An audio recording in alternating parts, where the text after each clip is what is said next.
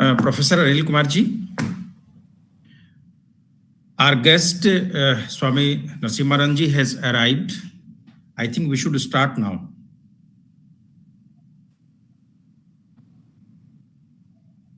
So, yeah, please. Yeah.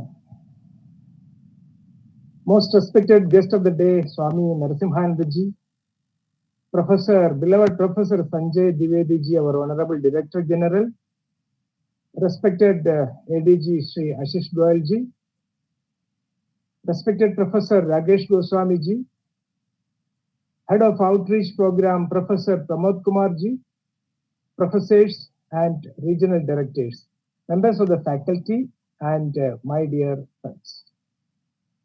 Namaskar. Friends, I am indeed fortunate to be the moderator of this Friday dialogue, a session which is devoted to the memory of the legendary yogi, Swami Vivekananda. Thank you, dear Pramodji, for inviting me to moderate the session. Let me take this opportunity to congratulate our dear Professor Sanjay Dwivedi for visualizing such an innovative program, Friday Dialogue, which helps our students to familiarize with the world of wisdom and knowledge, a perennial source of empowerment. Friends, the name Swami Vivekananda needs no introduction. Swami Vivekananda came in the unbroken line of spiritual leaders who brightened the horizon of India from the Vedic period to the modern age. He took India out of her isolation for centuries and brought her into the stream of international life of thoughts. Swamiji, a spiritual teacher of a rare breed, awakened the people of India to the realities and demands of the modern age. Swami Vivekananda was a great communicator, well aware of the importance of message and audience and the role of empathy in the process of communication. It's evident from his salutation of his address at the World's Parliament of Religion, Chicago, held on 11th September 1893, that is, Sisters and Brothers of America. It actually mesmerized the august audience. Swamiji believes in simplicity and always preferred to talk in the language of commoners. I'll set an example. He said, the dry, abstract Advaita must become living, poetic in everyday life. Out of hopelessly intricate mythology must come concrete moral forms, and out of bewildering yogiism must come the most scientific and practical psychology. And all this must be put in a form so that a child may grasp it. A child may grasp it. That is my life's work. Unquote. The voice of Swamiji is vibrant. His message was electrifying. His thoughts of modern spiritual renaissance were more relevant today than ever before. Swami visualized the history of the world as the history of a few men who had faith in themselves. And that faith calls out the divinity within. He said, you can do anything till you have the faith within. And he exhorts the youth that India requires the sacrifice of the highest and the best. The brave alone do the great things, not the cowards, Swami explained. He was always in search of young men, ready to sacrifice their lives for others and inspired them to work on and on to become lions. He said, come up, O lions, and shake off the delusion that you are sheep. You are souls immortal, spirits free, blessed, and eternal. Swamiji expected the youth of the country to become architects and ambassadors of this great nation, this great culture. He was the icon of national rejuvenation and emerging India, and that's why the government of India most appropriately decided to celebrate his birthday as the National Youth Day. Let me say a word of appreciation to our Honorable Director General Sri Sanjay Ji and the outreach department led by Professor Pramodji in selecting the topic, which is so relevant, Swami Vivekananda and the youth, for this Friday dialogue. Now let me introduce the guest of the day, the most appropriate person to deliver the oration. And he is Swami Narasimhananda ji with us. Swami Narasimhananda ji is a monk of Ramakrishna Mutt and Ramakrishna Mission, founded by Swami Vivekananda in the year 1897, and is presently the secretary of the Ramakrishna Mission Sevasrama at Calicut, Kozhikode, Kerala. He is a former editor of Prabudha Bharata, a very reputed English monthly journal on humanities and social sciences, started by Swami Vivekananda in the year 1896, and contributing articles in languages, Hindi, English, Sanskrit, Malayalam, Bengali, and Tamil. He has edited a book containing Swami Vivekananda's teachings named Vivekananda Reader, and specializes in Indian studies, Indian philosophy, sociology, and philosophy of religion, religion studies, etc., etc. He is a member of the International Interdisciplinary and Interreligious Research Group on Consciousness Studies under the UNESCO Chair in Bioethics and Human Rights at Rome, Italy. Besides, he is an editor and executive council member of HNet, Humanities and Social Sciences Online, and a member of the editorial board of the American Academy of Religion's online publication, that is Reading Religion, it's known as. He regularly addresses the youth across India, particularly in educational institutions of repute. So with these words, I am concluding my remarks, and I invite our Honorable Professor Rakesh Goswami ji, Regional Director and Professor of the Jammu campus, to explain the subject and to formally invite the guest of the day and the other guests. Rakesh Goswami ji, please. Thank you, Professor Vadavathur, for that very beautiful introduction of Swami Vivekananda ji and also the topic. I extend a very warm welcome to today's guest, Swami Narasimhananda ji, who is a monk of the Ramakrishna Mutt. I also extend a very warm welcome to our Honorable Director General, IMC, Professor Dr. Sanjay Dwivedi ji, Professor Pramod Kumar ji, who is Head of Outreach, Professor Govind Singh ji, who is Dean Academics, and other professors whom I can see on the screen. From the entire IMC family, I extend a very warm welcome to all of you, all my fellow faculty members and the students of IMC across 5 centers.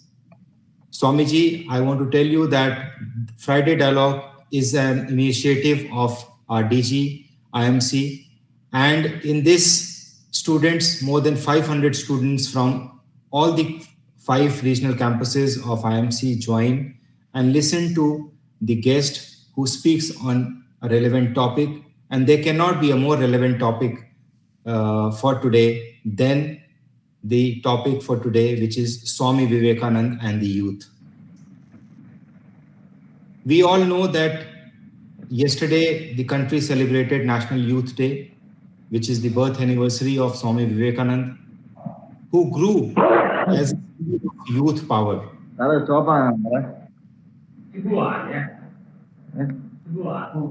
Ranjit Kumarji, can I please? Okay. Who grew as a symbol of youth power and who hoisted the flag of Indian culture. Swami Vivekananda fostered new enthusiasm for progress among the youth, so much so that the whole country now celebrates his birth anniversary as the National Youth Day.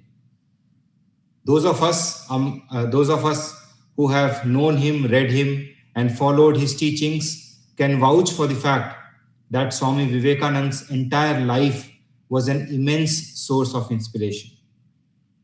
Swamiji thought and believed that the youth of the country should get out of their comfort zone and then they can achieve anything that they desire. And this day, every year, is a celebration to make the youth aware of those teachings, which in turn will lead to a great nation building. His very famous and popular slogan, "Arise, awake, and stop not till the goal is reached," which he popularized in 19th century, continues to be the driving force of the youth in this country, even today. So with these words, I would once again welcome the speaker of the day, Swami Narasimhananji, and request you to kindly talk more about this topic so that our students from all the centers can enrich from your learnings. Thank you.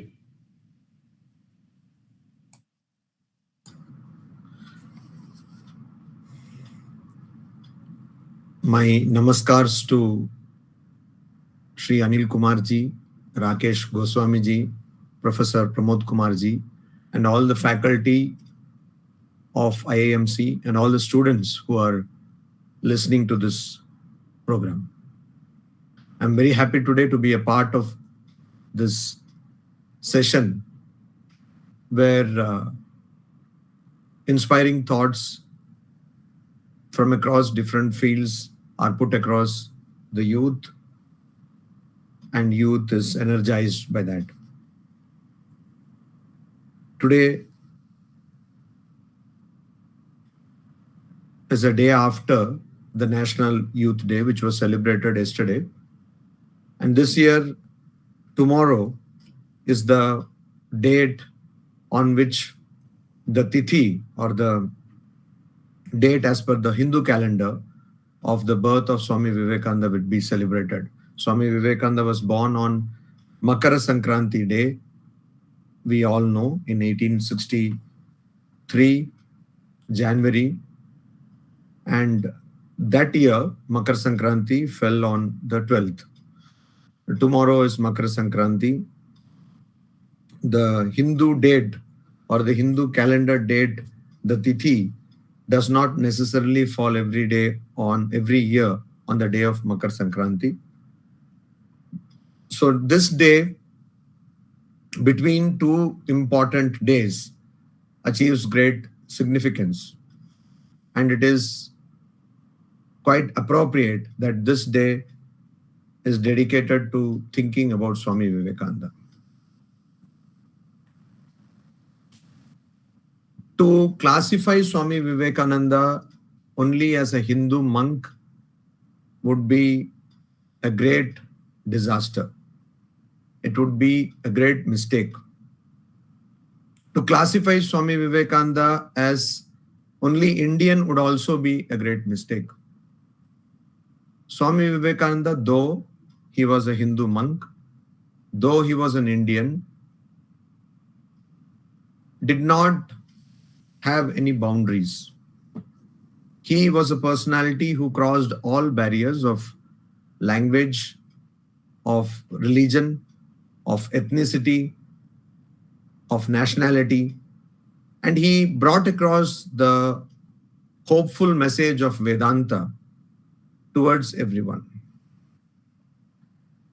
And youth becomes important in the context of Swami Vivekananda's life and teachings, because Swami Vivekananda himself did not live to see 40 years of age. So he was a youth. Also, Swami Vivekananda had great faith in the youth of this country. He said, "I have my faith in the youth because from them will raise my workers." And as we all know today, India is proud to have the youngest population on the planet. But is that sufficient? Let us go to what youth itself means. In the Taittiriya Upanishad, there is a definition of youth given. Ashishto dridishto balishtaha. Ashishta means one who has got the blessings, one who is smart mentally and spiritually. Dridishto one who has a strong resolve, and balishta hai one who has strong body. So spiritually, physically, and intellectually or mentally, strength is what is the key parameter for a youth. Going by that, I'm very sorry to say that sometimes youth do not actually fall into this category, because sometimes they don't have great resolve.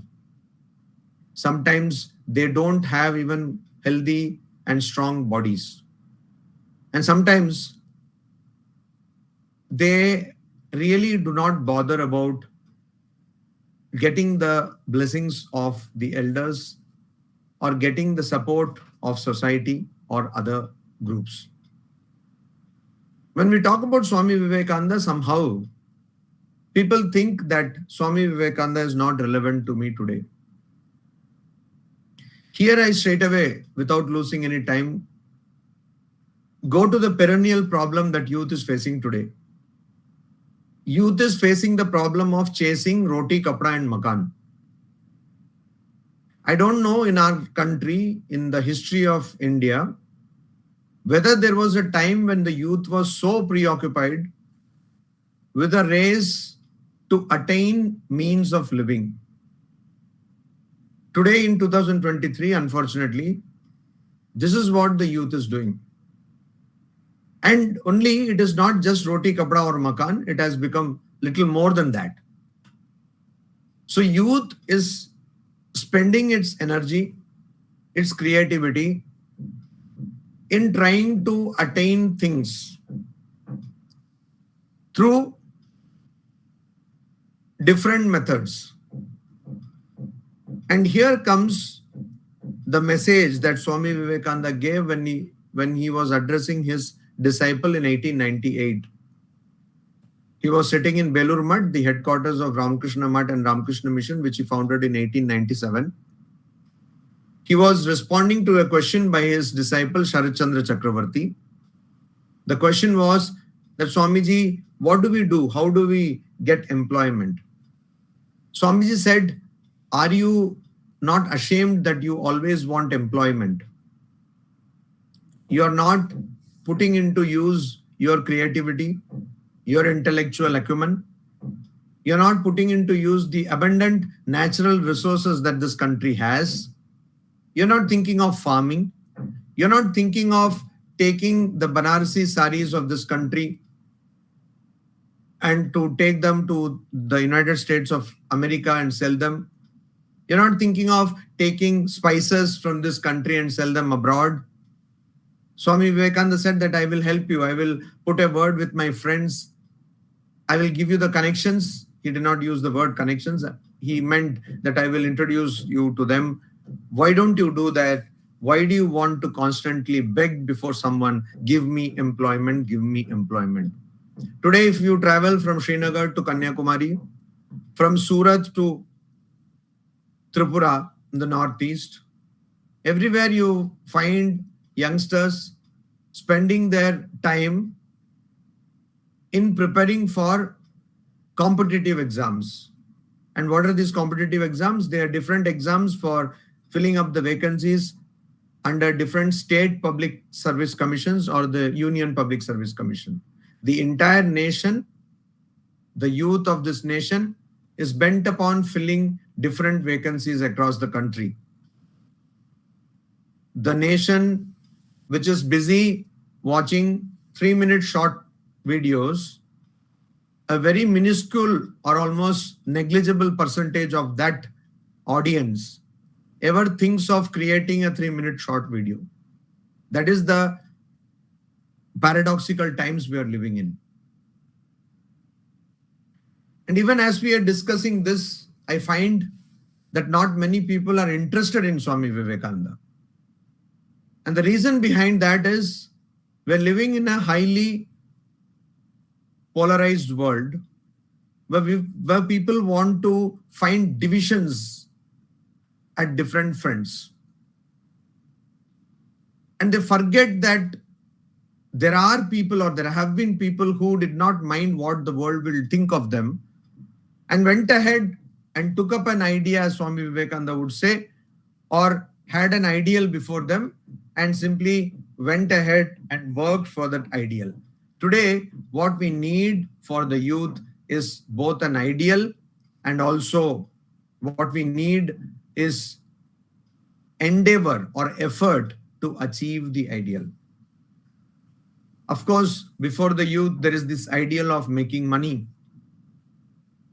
But if we really carefully analyze the lives of people who have crossed 70 or 80, how many people are really bothered about what money they made or could not make?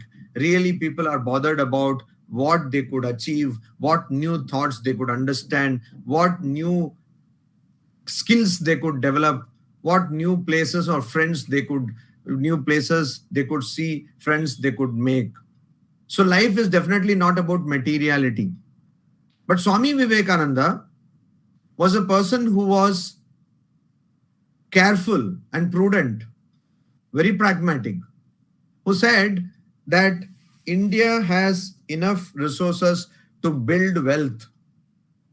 It was Swami Vivekananda, when he was going to the United States of America, where he met on the ship Jamshedji Tata. Jamshedji Tata was going to the United States of America to get the know-how of making steel.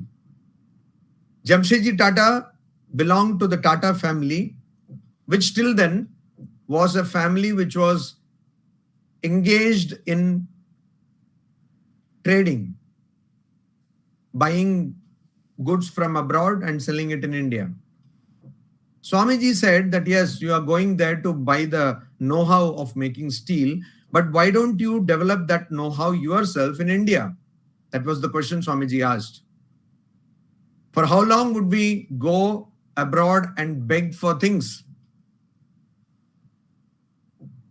And Jamshedji Tata got this idea, and he tried for some time after he returned to India. He even requested Swami Vivekananda to become the director of the Center for Science, which he was planning. But unfortunately, till the passing of Swami Vivekananda, he could not do anything. Later, with the help of Swami Vivekananda's disciple, Sister Nivedita, Tata could start, even after the death of Sister Nivedita in 1911, in 1915, Tata could start the Tata Institute of Science, which we know now as the Indian Institute of Science at Bangalore. Swamiji wanted a scientific spirit to be there in the country. He wanted the youth to first have confidence in themselves, to have a higher opinion about themselves. Today, unfortunately, our media, I know I'm very aware that I'm talking in an institution which is dedicated to communication and media. But unfortunately, today the media has found newer methods of brainwashing the youth, filling the youth with negativity. Swami Vivekananda was completely positive. You can hardly come across anything that is negative in Swami Vivekananda. That Swami Vivekananda said that I do not call a person believer, or I do not call a person an atheist if that person does not believe in gods and goddesses. If a person believes in gods and goddesses but does not believe in oneself, then that person is an atheist. As Anil Kumarji was in his short talk referring to, Swami Vivekananda emphasized the need for faith in oneself. He said the history of the world is the history of few men who had faith in themselves. Today we have lost that faith. We do not have that faith. We have faith more in WhatsApp and social media and Twitter and Instagram. We have lost the ability to think freely. Believe me when I say that artificial intelligence dictates what we eat, what we drink, what we see, what we read, and what we write. We have become automatons. We have become robots. Where is the free thinking? Where is the creative thinking? And the funniest part is, all the while we are led to believe that we are becoming freer and freer.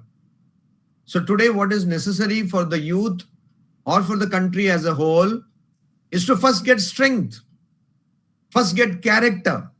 Character is when we have an ideal. The ideal could be anything, need not be a very lofty ideal. But when we have an ideal and when we know that we have to work for this ideal, then we are able to have character in our lives. People you will see by the millions, but people with character, or as it is said, people with backbone, people with spine are very less. The human body is known to have two features which are unique to the human body. The first is a straight backbone. There is a reason why nature has given us this straight backbone. In all languages, there is a phrase which says that you do not have backbone. Like in English, it is spineless, a person without spine. So a person who does not stand up to one's ideals, a person who does not act according to one's words or thoughts, is a person who lacks spine or backbone.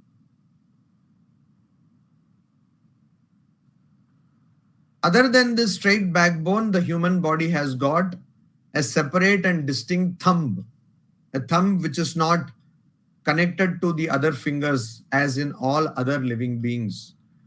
It is not a webbed thumb, it is a distinct thumb. And this distinct thumb enables us, helps us in grasping things and doing work. So today what we need is to remind ourselves of the unique features of this human body and to have an ideal and work to attain that ideal. We as a nation are probably the most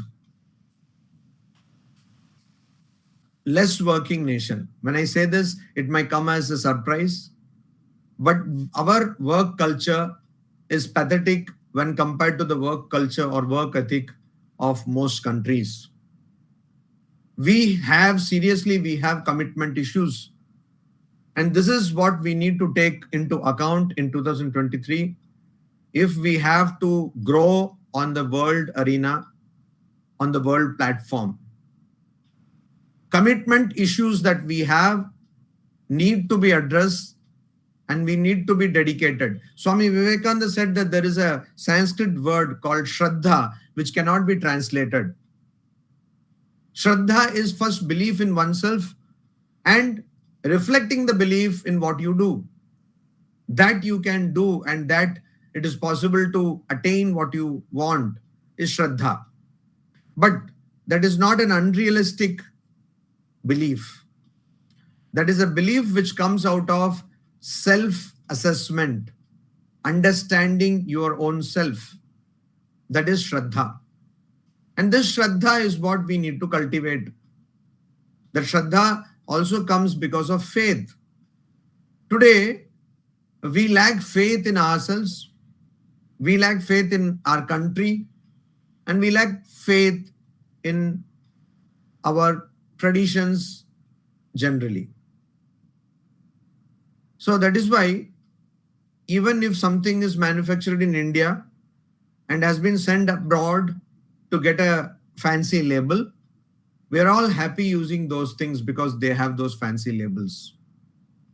We are living in a country where we are probably the most self-disrespectful country in the world. I am reminded of an incident which happened in the life of a famous Hindi author who went to Japan to see the country. Towards the end of his tour of Japan, he got into a train in Tokyo, and there someone who had come to see him off was asking him his experiences of moving around in Tokyo. And this person, this writer said that everything I liked, but only thing is in Tokyo, I could not find any apples.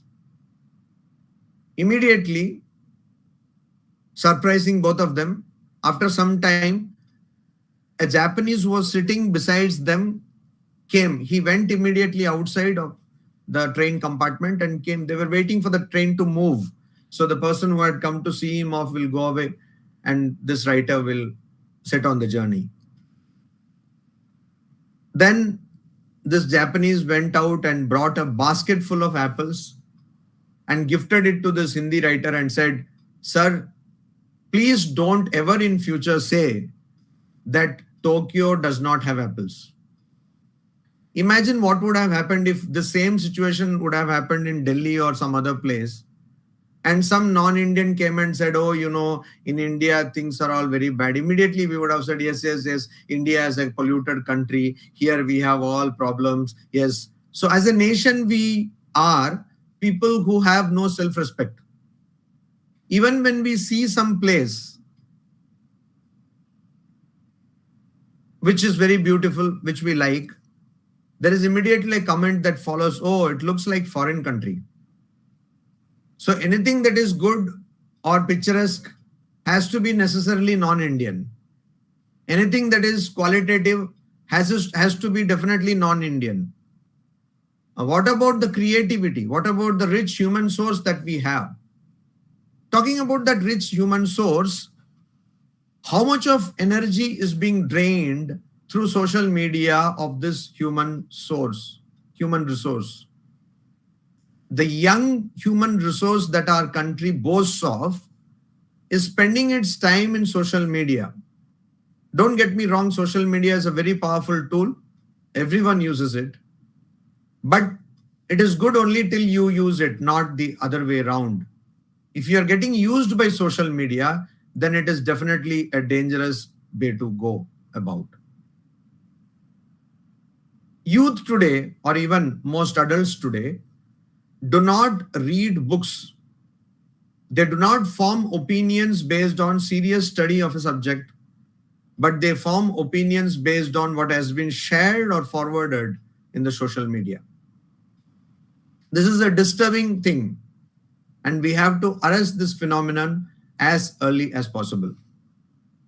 In fact, in many premier institutions across the country,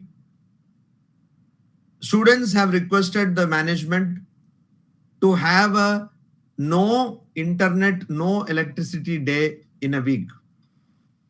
I know some IITs have this system that in a week they have one day where there will be no electricity. Everyone will come in the outside and discuss and talk the old way.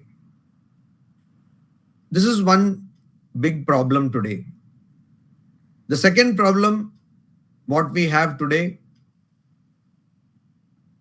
is that today the youth is not being given any ideal. While the youth is told that you have to come first in all the examinations that you take, you have to make much money, and you have to live a very comfortable life, maybe going for vacation to some European country, etc. That is the height of success, the youth is told.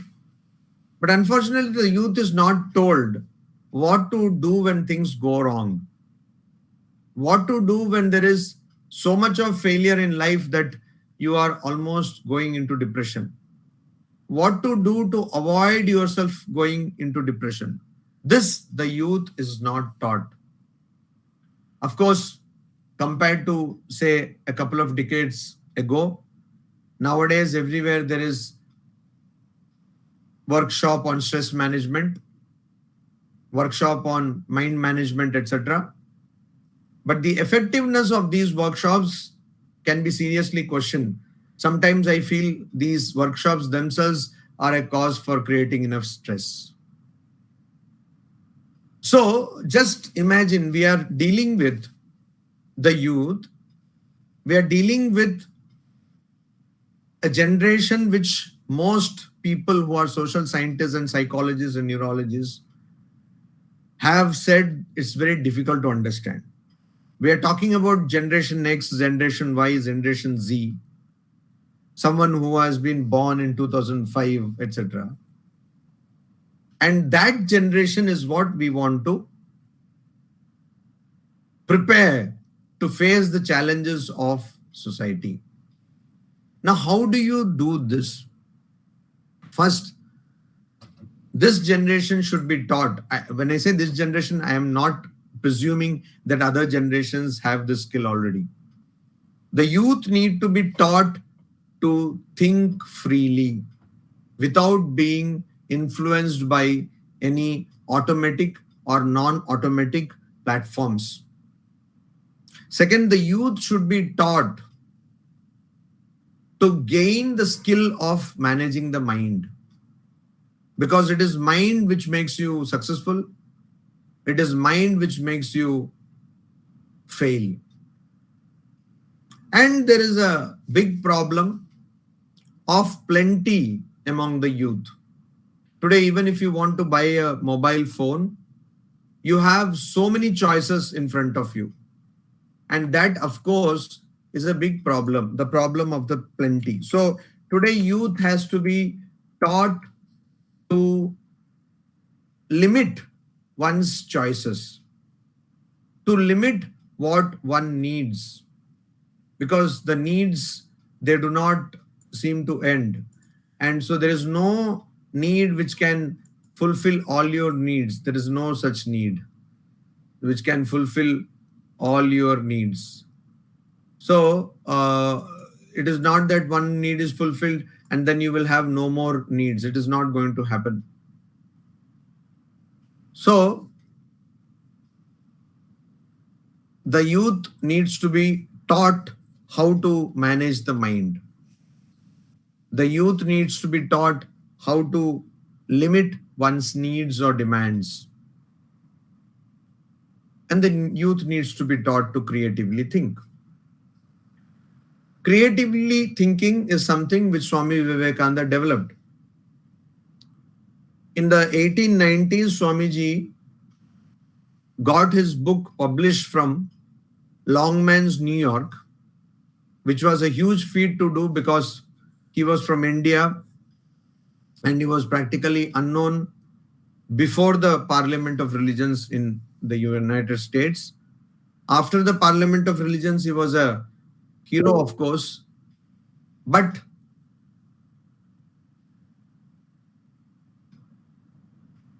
to get a book published from a prestigious publisher like the Longmans required serious marketing, which Swami Vivekananda himself did. Not only that, he designed the cover of his book himself. And so Swami Vivekananda, in the way he took across his message around the globe, also to people like various people like Nikola Tesla, who brought great changes or who pioneered the transmission of electricity,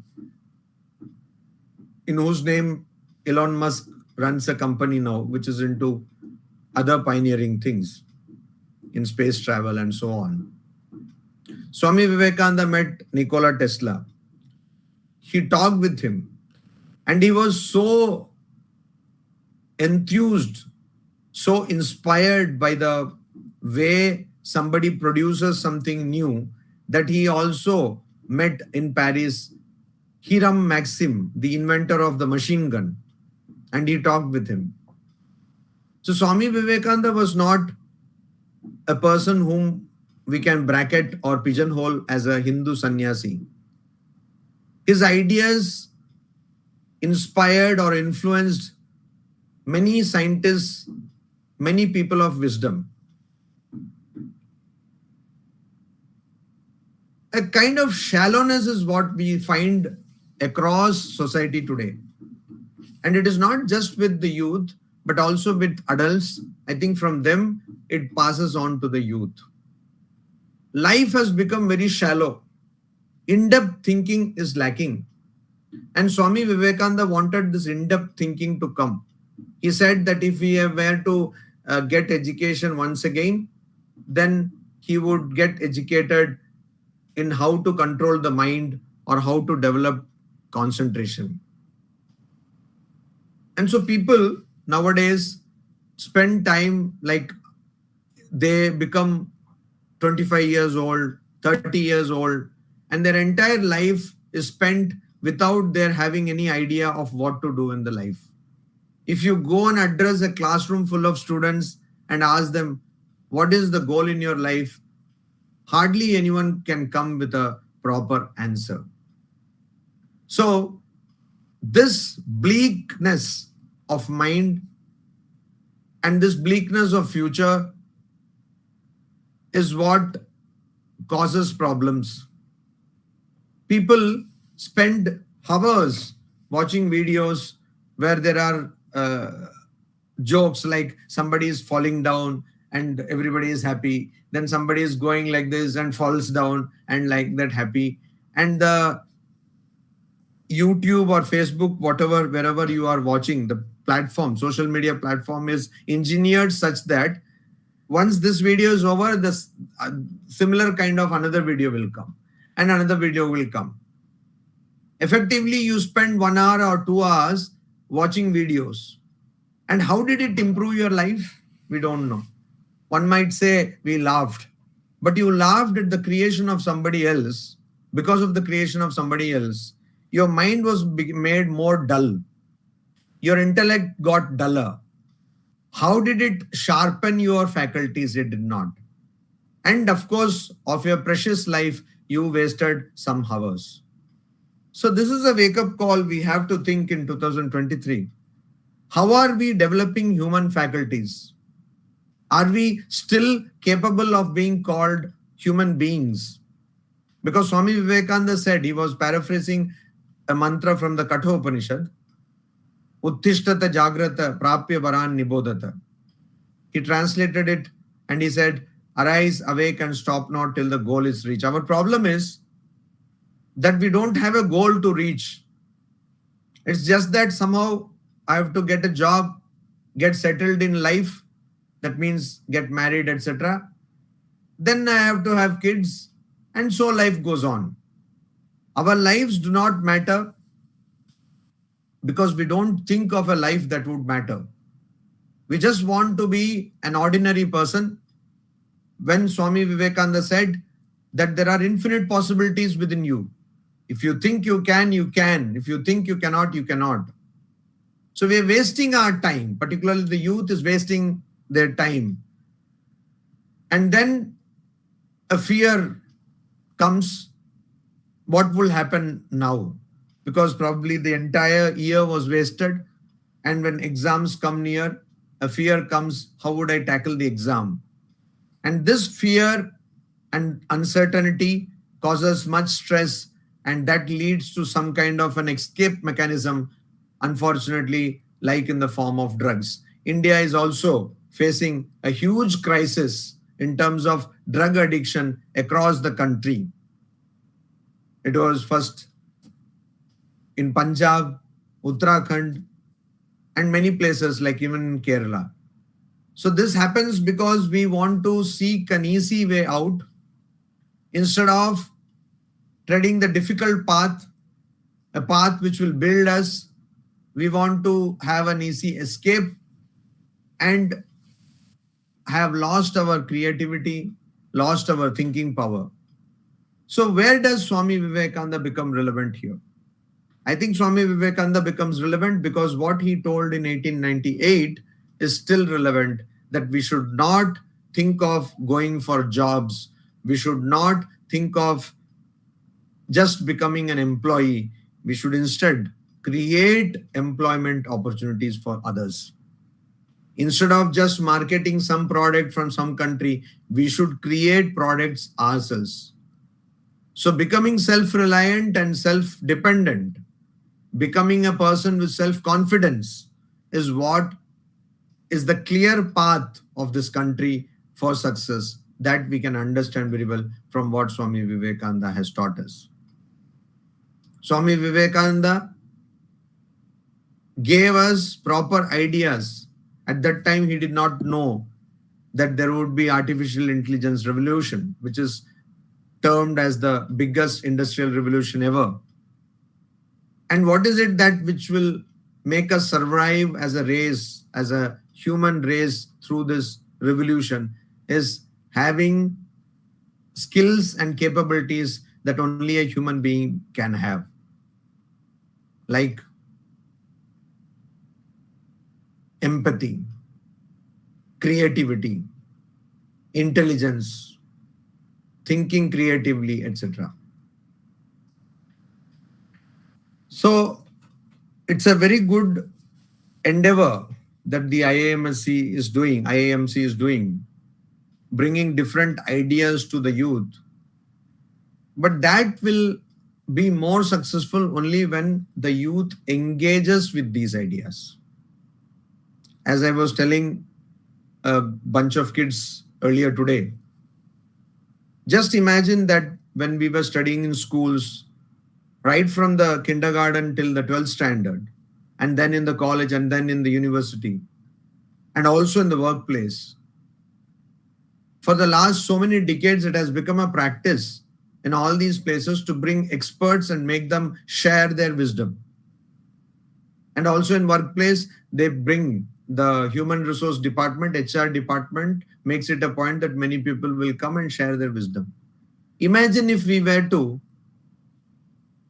properly record the wisdom which was shared with us.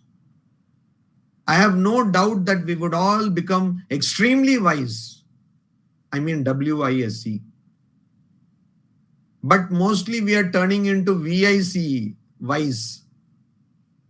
The reason being that we are not giving our mind to what is being told to us.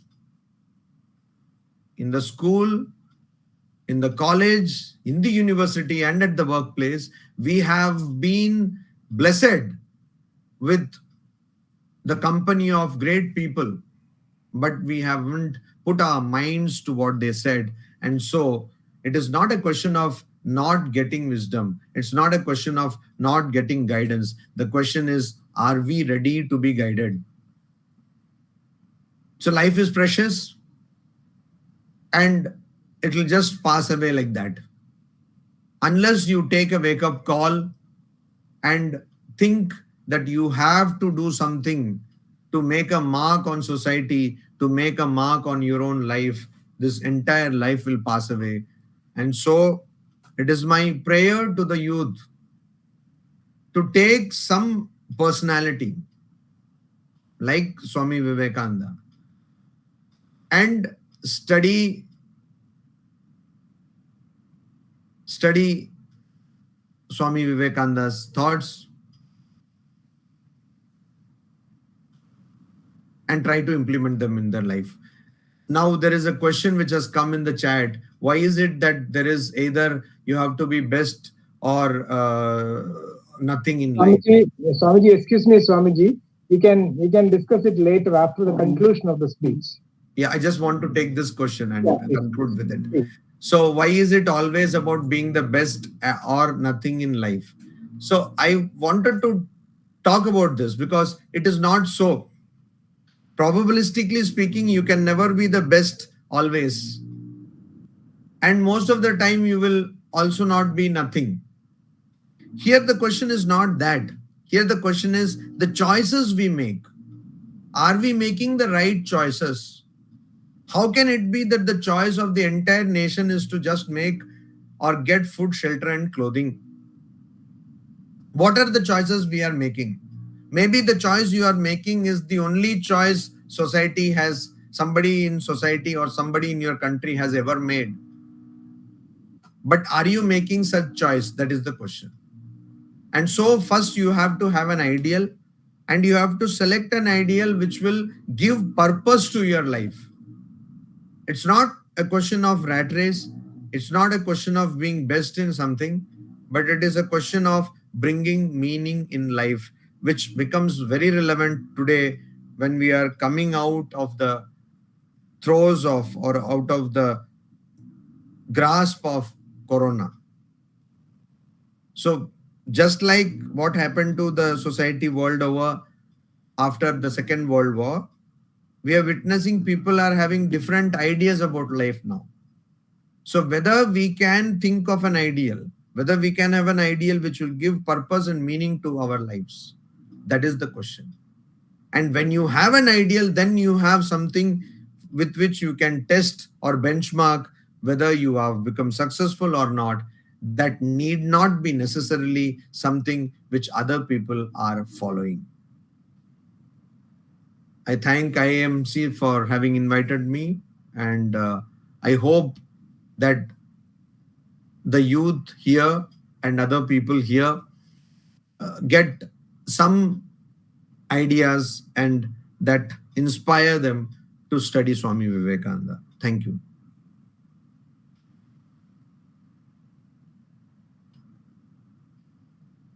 Unmute, sir. Anil, sir, please unmute yourself. Sorry. Thank you, Swamiji, for your words of wisdom.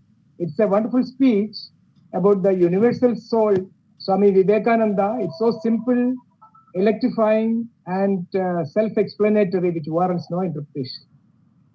Swamiji, your words are really thought-provoking, and we have to think deep about your observation about the conundrum our youth is facing now. That is the loss of faith, loss of self-confidence, loss of the ability to think free, and after all, the observation that the artificial intelligence dictates us. So I think the answer to all such problems is the practical teaching of Swami Vivekananda. It's just like a wake-up call and a solution to almost all problems faced by our youth. Thank you, Swamiji. And I think now it is time for question answers. And I request the participants to come forward with their questions, request for clarifications, if any. And please make your questions clear, crisp, and simple. And please put in the chat box. Anil, sir, we have received already a lot of questions. You can take up questions from the chat box. Okay. Yeah. So there is this question in Hindi. आज का युवा विभिन्न प्रकार के सामाजिक, नैतिक और अनैतिक प्रकार से दबाव से जूझ रहा है, जो कि उन्हें मानसिक रूप से निःशक्त कर रहा है. इससे बचने के लिए स्वामी विवेकानंद जी के योग एवं समाधि दर्शन कैसे काम आ सकते हैं? तो इसका मेरा उत्तर यही है कि स्वामी विवेकानंद के जो दर्शन थे वो केवल योग और समाधि के नहीं थे. उन्होंने सामाजिक भी कई विचार रखे हैं, राष्ट्रवाद के विचार रखे हैं, और भी जैसे मैं कह रहा था औद्योगिक दर्शन भी था उनका, वैज्ञानिक दर्शन भी था. इसलिए पहले तो आपके प्रश्न में ही इसका उत्तर है, मानसिक रूप से निःशक्त कर रहा है. स्वामी जी कहते हैं कि जो भी चीज आपको मानसिक रूप से या शारीरिक रूप से या आध्यात्मिक रूप से दुर्बल बनाती है, उसको जहर समझ के उसको त्याग करो. इसलिए आपको अगर कोई चीज दबाव मानसिक रूप से दुर्बल बना रहा है, इसका अर्थ यह है कि उस दबाव को आप ना माने. सामाजिक, नैतिक या अनैतिक प्रकार से जो भी दबाव आपको, जिन दबावों का आपको सामना करना पड़ रहा है, आपके सामने अगर जीवन में एक आदर्श रहेगा तो आप उन दबावों से जूझ सकते हैं. अगर आपके जीवन में, स्वामी विवेकानंद कहते हैं कि जिस व्यक्ति के जीवन में आदर्श है वो अगर 1000 बार असफल होता है, तो जिसके जीवन में आदर्श नहीं है वो 10,000 बार असफल होता है. तो इसलिए यहां पे पहले तो हमारे जीवन में एक आदर्श होना चाहिए. और ये किसने कहा कि आदर्श को पाना बहुत आसान होगा? कठिन होगा वो पथ, पर हम आदर्श को पा सकते हैं. और जब हमारे सामने एक आदर्श रहेगा तब हमारा जीवन मूल्यवान होगा, उसका अर्थ रहेगा जीवन का.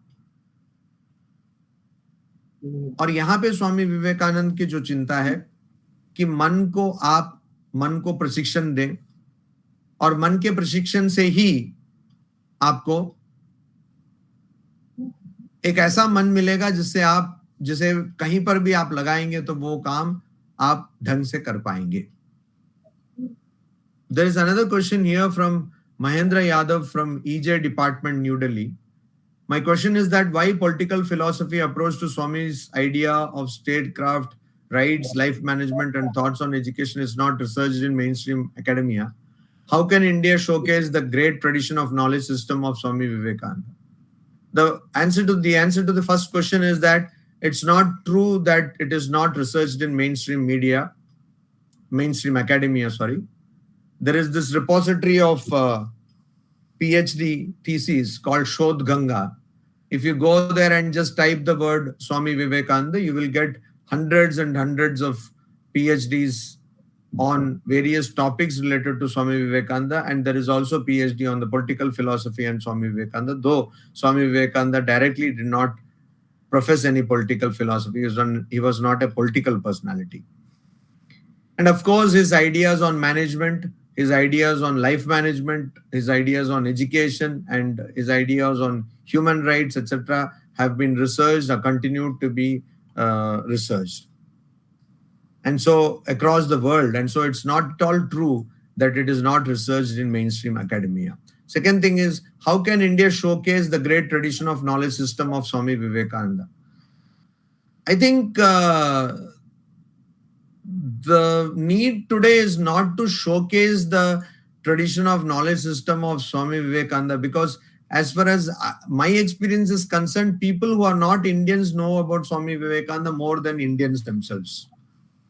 So today what we need is to first practice Swami Vivekananda. And I think by being exemplars or models of the thought of Swami Vivekananda, we will ourselves enunciate an inquiry. Oh, where did you get these ideas? Who is it who is inspiring you? So instead of showcasing the great tradition of knowledge system, because we tirelessly quote Swami Vivekananda, but unfortunately our lives do not reflect that philosophy, that ethos.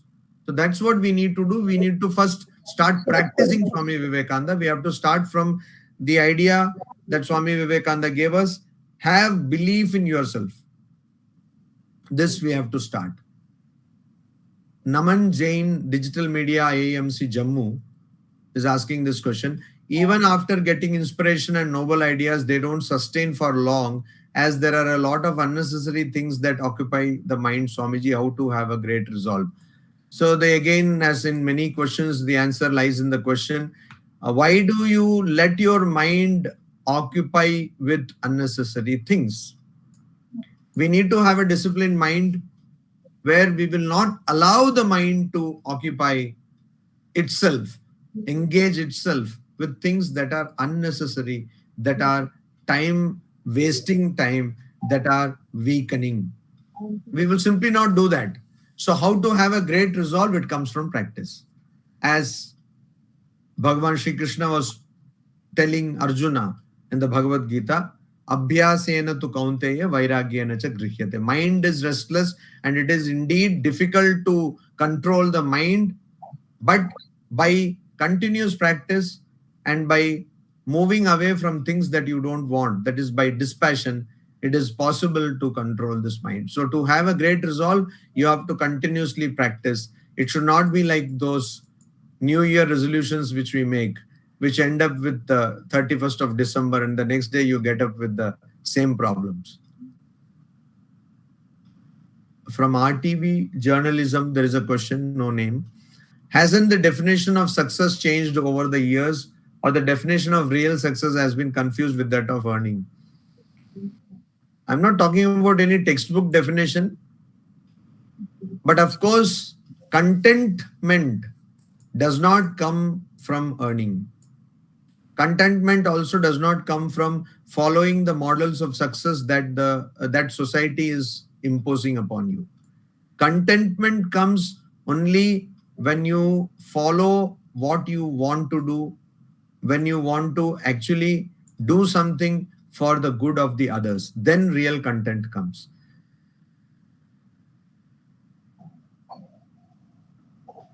Okay. Tokyo's inferior apples. Hindi journalism, Akash Kumar. I think he is asking this. Tokyo's inferior apples were a matter of the writer's opinion. India's challenges are hard facts. do you think it is a correct contrast? My dear friend, you did not get the point. The point here is that Tokyo is not a great producer of apples. So maybe it is inferior.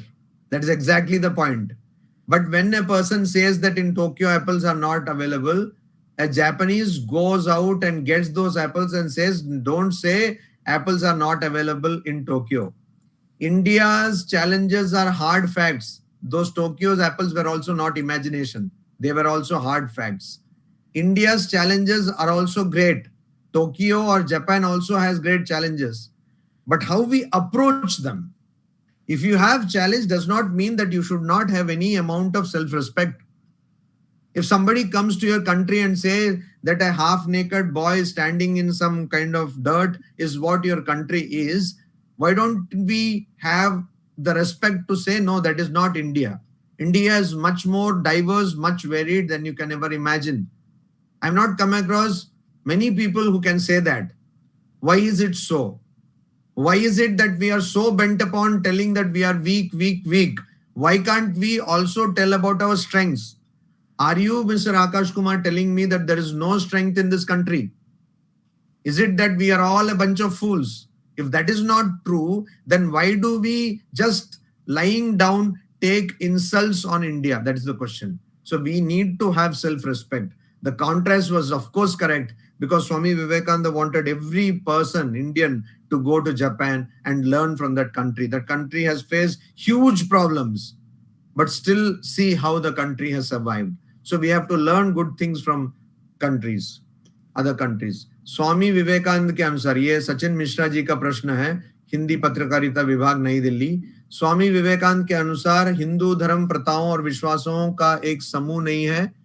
Hindu धर्म करुणा, सार्वभौमिकता, समानता, स्वतंत्रता और सहानुभूति जैसे सिद्धांतों का धर्म है जो केवल भगवत गीता और उपनिषदों में सन्निहित है।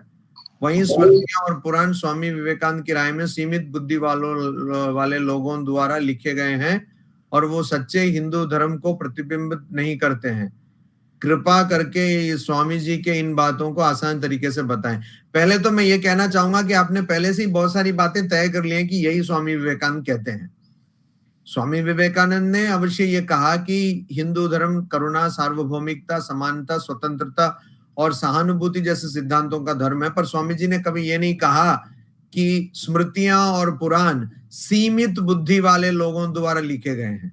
ये आपका आविष्कार है, मुझे खेद है ये कहते हुए, पर ये आपका आविष्कार है सचिन मिश्रा जी। ऐसा स्वामी विवेकानंद ने कभी नहीं कहा। स्वामी विवेकानंद ने ये कहा, बल्कि वो सनातन धर्म के परंपरा में ही है कि जब कहीं श्रुति और स्मृति में द्वंद्व हो, जब कोई बात श्रुति में एक अलग प्रकार से बताई गई हो, श्रुति अर्थात वेद जिसमें उपनिषद आते हैं, और स्मृति अर्थात जो एक व्यक्ति लिखता है जिसमें भगवत गीता भी आती है, क्योंकि भगवत गीता महाभारत का ही एक भाग हुआ। तो जब कभी स्मृति और श्रुति में द्वंद्व हो तो जो श्रुति में बताया गया है अर्थात वेद में बताया गया है उसका पालन करना चाहिए। ये स्वामी विवेकानंद ने ही नहीं कहा, ये सनातन धर्म की परंपरा में ऐसा ही है, क्योंकि श्रुति लिखा गया किसी विशेष काल के लिए नहीं, वो सनातन काल के लिए लिखा गया है। पर स्मृति एक विशेष काल के लिए लिखा जाता है, और स्वामी विवेकानंद ने ये नहीं कहा कि वो सीमित बुद्धि वालों ने लिखा है। अवश्य महाभारत जिसने भी लिखा वो तो एक महान पांडित्य और महान प्रतिभा वाले किसी व्यक्ति ने लिखा होगा। तो इसलिए यहाँ पे बात यह है कि जब भी कोई द्वंद्व हो, जब भी कोई विरोधाभास हो श्रुति और स्मृति में, तो श्रुति का पालन करना चाहिए। यही यहाँ पे बात बताई गई है। और जहां तक प्रथाओं का और विश्वासों का स्वामी जी का कहना है, प्रथाओं और विश्वासों को स्वामी जी ने नकारा नहीं है। स्वामी जी कहते हैं कि प्रारंभिक स्तर पर प्रथा और विश्वास जो हैं उनका भी उतना ही उनकी भी उतनी ही आवश्यकता है जितना अन्य सिद्धांतों का। दीपक दुबे IIMC दिल्ली से कहते हैं, सर चरण स्पर्श पत्रकारिता के स्टूडेंट के रूप में हमें जीवन के संकल्प शक्ति को बढ़ाने के लिए क्या प्रयास करना चाहिए? जीवन में संकल्प शक्ति को बढ़ाने के लिए पहले तो आपको स्वतंत्र रूप से चिंता करने की शक्ति बढ़ानी चाहिए, कि आप अपने विचार खुद बनाएं। आप में जो विचार करने की जो शक्ति है या विचार करने का जो ढंग है वो आपका स्वतंत्र हो। आप ऐसा नहीं विचार करें कि किसी ने कुछ कह दिया, कहीं आपने पढ़ लिया और उससे प्रभावित होकर आपका विचार बन रहा है, परंतु आपका विचार ऐसा रहे कि आपने स्वयं बहुत सारे चीजों का निरीक्षण किया, उसको समझने के बाद और उसका अनुसंधान करने के बाद फिर आपने एक अपना विचार बनाया। ये अगर आप कर सकते हैं तो संकल्प शक्ति आपकी बढ़ेगी और क्रियात्मकता की भी बढ़ेगी, और आप में जो सर्जन शक्ति है वो भी बढ़ेगी। और ये एक दिन में नहीं होगा, एकाएक रातों रात नहीं होगा। इसके लिए कई सालों आपको कठिन परिश्रम करना होगा। Rishikesh Arya E.J. Kottayam, what according to you are Swami Vivekananda's ideas on the role of journalists in society and how can they use their platform to promote positive change? Of course, Swami Vivekananda, to the best of my knowledge, has not directly talked about journalism, because thankfully Swami Vivekananda lived in a country or at a time where news did not influence so much what people thought. I would here like to refer to a book by a thinker, a French thinker, Rolf Dobelli. The book is called Stop Reading the News. I know it's quite paradoxical to talk about stop reading the news or to not read the news to a bunch of people who are into journalism or mass communication. But it was more paradoxical for this person to give this lecture in front of the staff of The Guardian.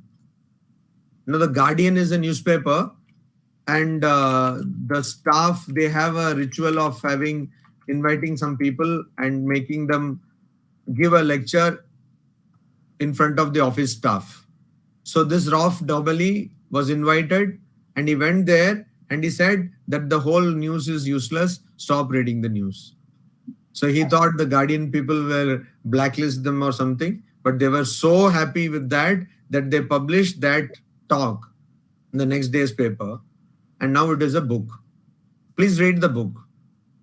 When I say that we need to develop free thinking, one of the main reasons of not having free thinking is that we are being influenced by news which always has an agenda.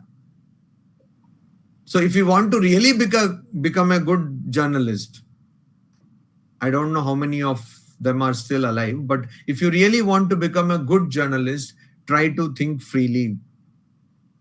Try to form your independent opinions. Please don't sell your views or sell some other's views.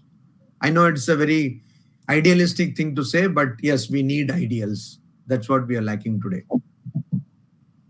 And how do we bring positive change? All you need to do is open an English or a British newspaper or even a US newspaper. And it is those kind of newspaper which Rolf Dobelli doesn't want us to read. He has not even seen Indian newspapers. I think if he saw Indian newspapers, he would say that don't even print news. Because Indian newspaper, the first newspaper page is an advertisement. Second newspaper page is also an advertisement. Sometimes third and fourth is also an advertisement. Then across the newspaper, there are so many advertisements which are like in small print above, it will be written, it's an advertisement, and it will read like a news story. So if you want to bring positive change, please print positive news. Those of you who habitually visit airports because you will be flying, I don't know how many of you have noticed this, but the security, wherever the security is there, somewhere around that place, there will be a poster, performers this week. And if you read that poster, you will see that the CISF security people, Central Industrial Security Force, they have during the week caught lot of RDX, lot of revolvers, etc. They have prevented from different levels of disaster taking place. Which news channel reports this? Which TV reports this? Which newspaper reports this? Nobody. So please share positive news.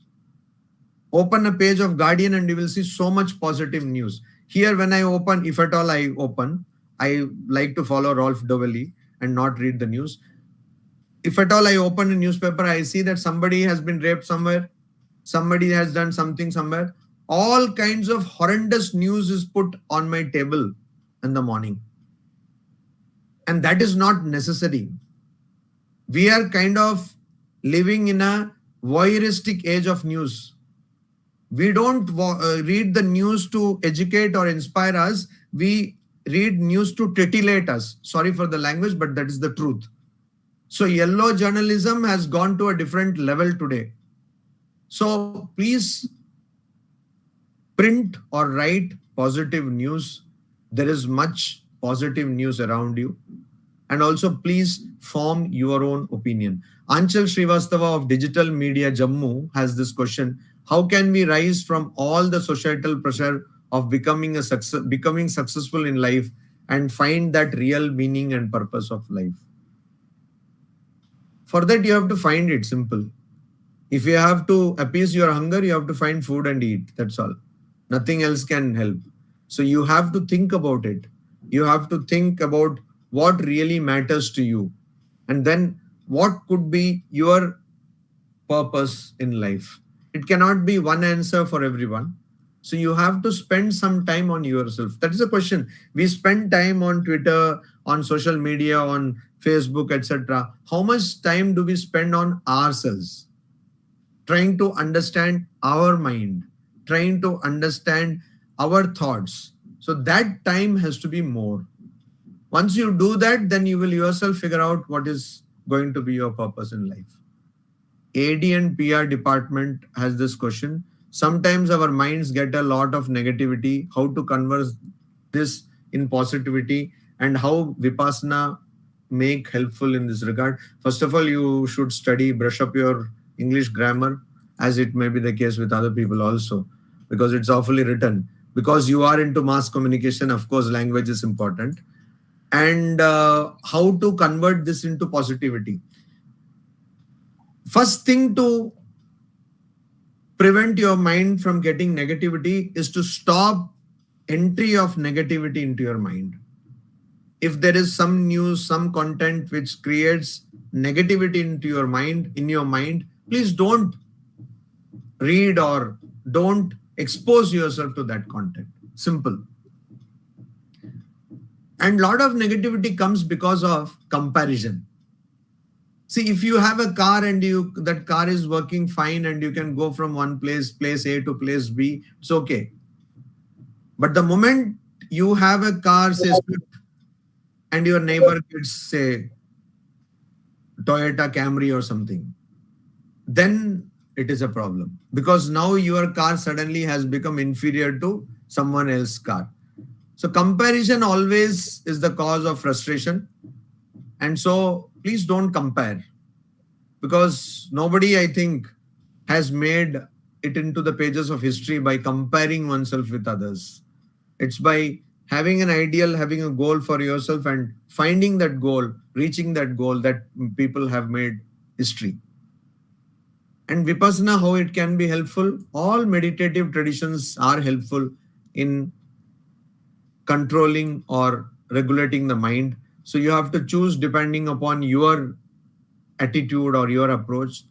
And Vipassana is also a very good meditation tradition, and that has helped countless people. So it can also definitely help you. Hindi journalism. In a letter written to his confidant, Mr. Manmatanath Bhattacharya, Vivekananda writes, I am now closely associated with them in all their affairs. I am, as it were, a woman amongst women. Therefore, I have seen and I am seeing all their play. Do you feel this statement problematic and objectionable? I don't think it is objectionable, because Swamiji tells it in a positive way. The play means not play in the sense that they are doing something problematic. Okay, so Swamiji was very much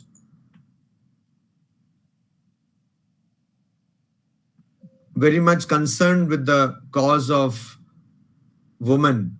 And so therefore, he is telling this based on what he is seeing as suffering of the woman. So whenever we quote something, we have to quote it in context. And therefore, I will give you the context. This was a letter written by Swami Vivekananda on 5th September 1894. It was originally written in Bengali. So what you are reading is the translation also that you have to remember, because some things are lost in translation. So what Swamiji said was, he was talking about how women are treated badly by society and how it is the case across the world. Okay. So that is what he is telling. So here you have to keep yourself always covered from neck to foot in the presence of women. This is what is the tradition in the West. You cannot so much as mention the normal functions of the body. Nobody knows when anyone goes to the toilet. One has to live so circumspectly. So Swamiji is using humor here to tell the problems of the West. So we have to remember that it was in 1894. It's a long time ago, when it was considered civilized manner to not tell that you want to go to the toilet. Nowadays, of course, that's not the thing. So you have to be very careful. In this country, that is in the United States, you can blow your nose 1,000 times into your handkerchief. There is no harm in that. It is highly civilized to belch. Whereas in India, people openly belch. Okay. So these things Swamiji was using humor to explain. And in that letter, he is talking about what kind of suffering a woman and consequently the parents of a girl have to go through in the name of her marriage. Swamiji elsewhere, many places he says that why should a woman marry or a girl marry when she attains a particular age? Why can't she have the independence or freedom to do whatever she wants to do with her life? If she wants to go for higher education or research, she should be able to. But people around her force her to marry. So here Swamiji says, now just as in our country, that is India, the parents suffer a lot to have their daughter married. Here in the same way, the girls suffer. Because there is so much of societal pressure that a girl should marry. In 1894, in the United States, girls used to suffer if they were not married. The parents only a little. It is the job of the girls to capture husbands. So you have to understand the context. So they had to get a husband for themselves. Like even today in India, if somebody gets of some marriageable age, I don't know what age that is, then they should get married. Or they should be married off. Otherwise, they will be like, अच्छा आपकी लड़की की शादी नहीं हुई अभी भी? अरे भाई साहब, आपकी अभी भी लड़की की शादी नहीं हुई, हम देख रहे हैं. So there are so many films made on that and all that. You know that. And so here Swamiji is telling the same thing. It is the job of the girls to capture husbands. So in United States in 1894, that was how it was. I am now closely associated with them in all their affairs because Swami Vivekananda was keen on the welfare of women. He, wherever he was closely associated with the activities of women. And that's why he is saying, I am as it were a woman amongst women. So because he was also a great spiritual person, he did not have any idea of gender. He did not consider himself as a man. He had surpassed or transcended the idea of the duality of gender or the differences of gender that we have to understand. So Swamiji says, I am almost like a woman. Therefore, I have seen and I am seeing all their play. Means what they have to do so that they can keep up with societal pressure to get a husband. Swamiji is not saying it in joy. He is very pained to give dinners, to dance, to go to musical parties, go to the watering places. All that is all right. But all the while, the young women are scheming within themselves how to capture husbands. So this scheming is not being done because they want to do this. because of societal pressure. So this question has come from Asutosh Kumar. So Asutosh Kumar, I suggest you please read not only this letter, all the letters of Swami Vivekananda, and also read the book Lectures from Colombo to Almora, and also the complete works of Swami Vivekananda. Then you will understand that Swami Vivekananda was much for the welfare of women, and it is not at all a problematic or objectionable statement as you have put it, because you have taken it out of context. If I were to read only this, I have seen and I am seeing all their play, to give dinners, to dance, to go to musical parties, go to watering places. All the while, the young women are scheming within themselves how to capture husbands. If you just read this portion, it would show that Swami Vivekananda had a very bad idea of women, which is not at all the case. Okay. Now, RTV journalism, how to choose your ultimate goal. As I told a little while ago, you have to spend some time on yourself,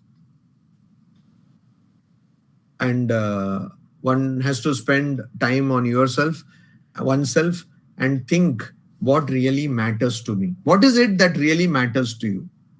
What is it without which you cannot live? That kind of, not food, of course, but what is it that really gives a lot of fulfillment to you?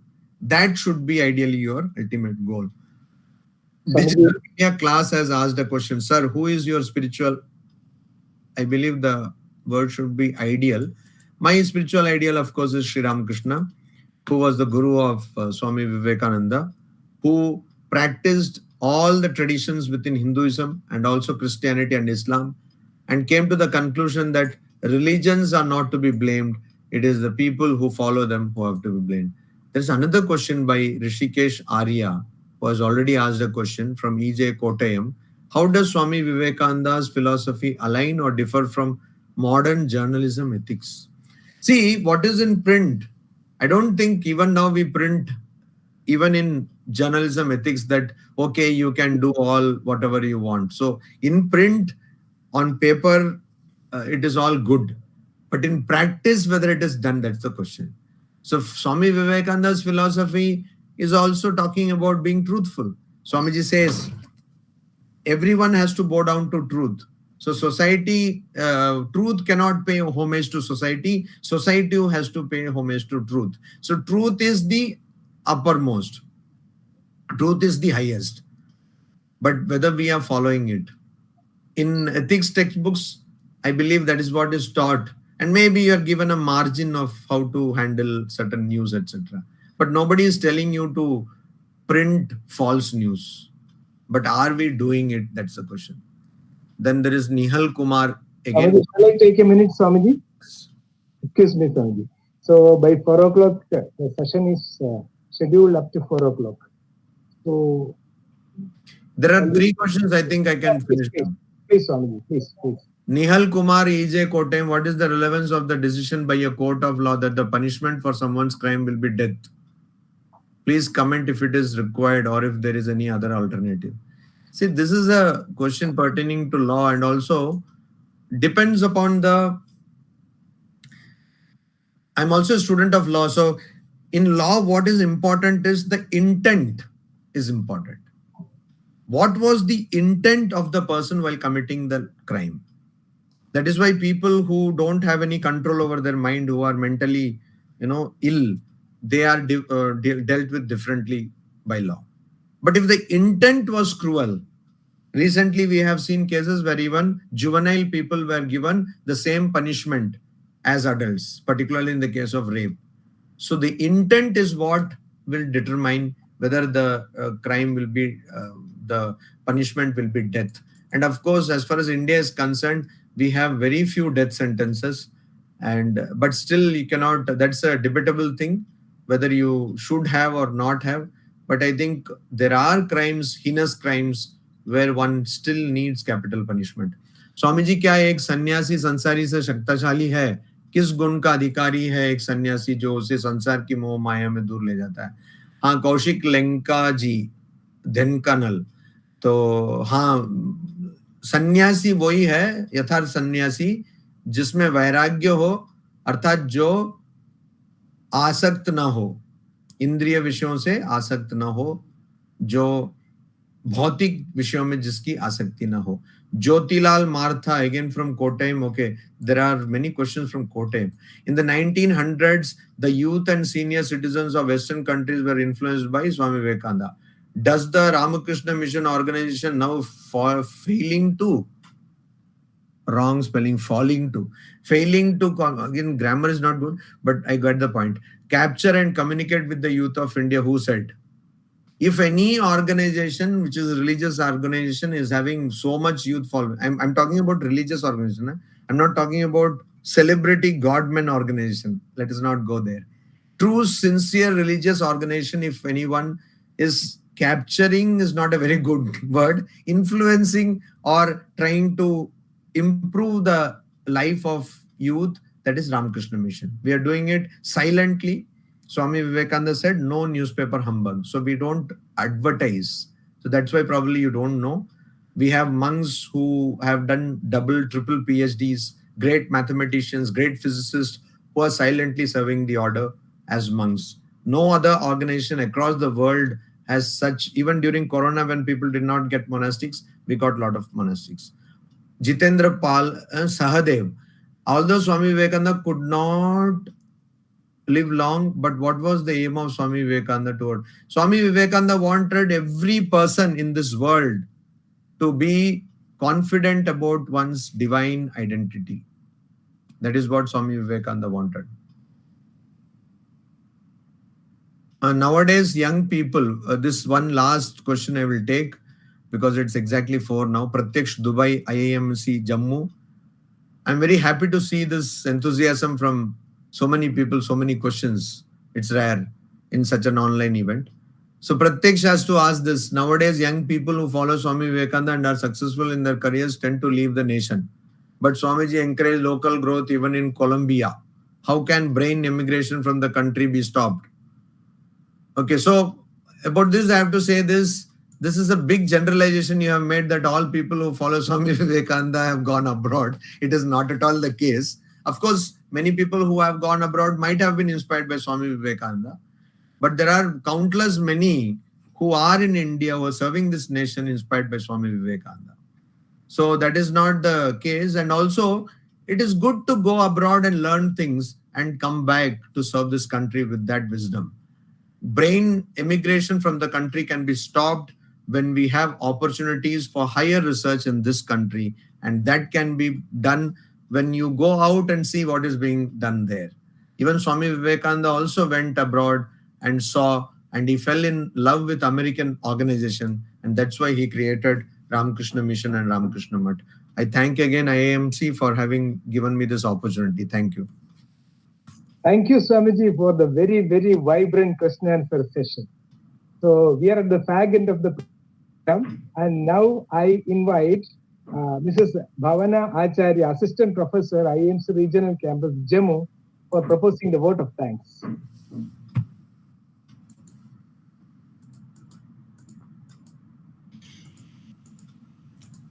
Bhavana Acharya is in Dheknal. I'm so sorry, Bhavana Acharya. I'm so sorry. Regional Center, Dhenkanal.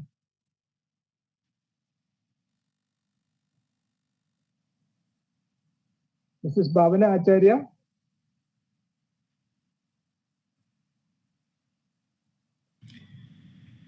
I think Bhavana is not here. So on behalf of IMC, I, Professor Pramod Kumar, express my sincere thanks. Thanks from DG IMC Professor Sanjay Dwivedi to Swami Narasimhananji, who spared time interactive with our IMC students. And he answered almost all the questions. And the speech has been very enlightening and educating. Thank you very much, sir. You have spared time. And we would like to hear you in our campus, sir. Whether you are in Kerala, Kottayam, or in New Delhi, whenever you are in Delhi, sir, we will definitely would like to welcome you in our campus in New Delhi. And we have 5-6 campuses, sir. We have apart from Kottayam campus, we have campus in Amravati, we have campus in Dheknal, Odisha, we have a campus in Jammu, and we have a campus in Mizoram, Aizawl. So we would like to welcome you in our campuses, sir. I also express my sincere thanks to Professor Sanjay Dwivedi, DG IMC, who is the main brain behind this idea of Friday Dialogue. We have started this Friday Dialogue basically to impart knowledge or information, share information with our students, which is not provided in the classroom. So this is the experiment. And sir, we have also started documentation of all the lectures. The lecture that you have delivered today, that will be in the process, and it will be documented in a book form. We have already published the volumes of last year's Friday Dialogue. So thank you everyone, all the faculty members, all the students, and especially Professor Anil Kumar Vadavathur and Professor Rakesh Goswami. I express my sincere thanks to everyone who has joined this session today. Thank you everyone.